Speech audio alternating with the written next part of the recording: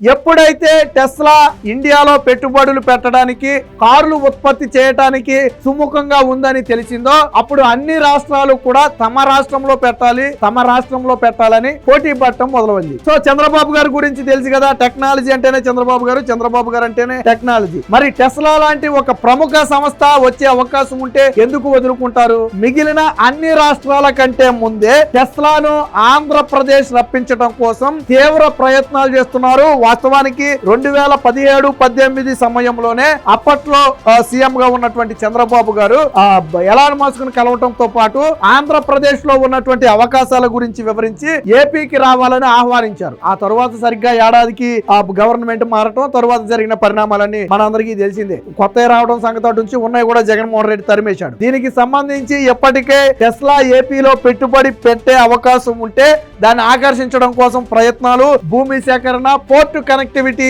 ఉన్న దగ్గరలో టెస్లాకైతే అనుకూలంగా పెట్టాలని ఆ ఉత్పత్తి ప్రారంభిస్తే ఈ కార్లు దేశం మొత్తం వెళ్లటమే కాకుండా రాష్ట్రానికి ఒక పక్క యువతకు ఉపాధి లభిస్తుంది, మరో పక్క రాష్ట్రం కూడా ఆర్థికంగా బలపడుతుంది. ఎందుకంటే ట్యాక్సులు ఉంటాయి కాబట్టి. ఈ రకంగా చంద్రబాబు గారు, లోకేష్ అయితే విశ్వ ప్రయత్నం చేస్తున్నారు.